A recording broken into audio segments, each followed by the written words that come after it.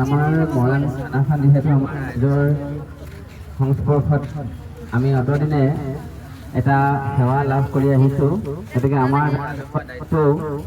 থানাখন দেখিবলৈ সৌন্দৰ্যও হ'ব লাগে আৰু তাতে আমাৰ প্ৰয়াত শিল্পী জুবিন গাৰ্গে গছ আৰু সেউজীয়া ভাল পাইছিল। আমি আমাৰ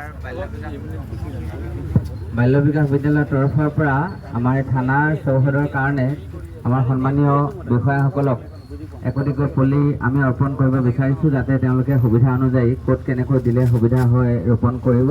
আমি আপোনালোকৰ উপস্থিতিতে থানালৈ 10টি মূল্যৱান পুলি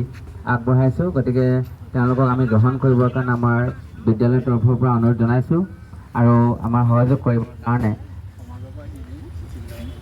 আমাৰ সমাজৰ বিশিষ্ট নাগৰিকসকলৰ হৈ সুশীল দা আছে, বাইদেউ আছে আৰু আমাৰ দাদা আহক, ইন্দ্ৰ সিং দাদা আছে আৰু আমাৰ নিমদা আছে।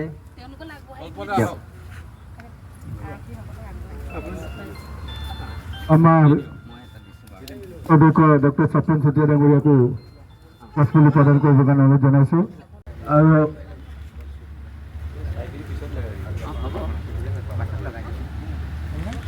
আৰু আমি বাল্য বিকাশ কেন্দ্ৰৰ বাল্য বিকাশ বিদ্যালয়ৰ সন্মানীয় অধ্যক্ষ ডক্টৰ স্বপন চেতিয়া আৰু তেখেতৰ সহধৰ্মিনীক আমি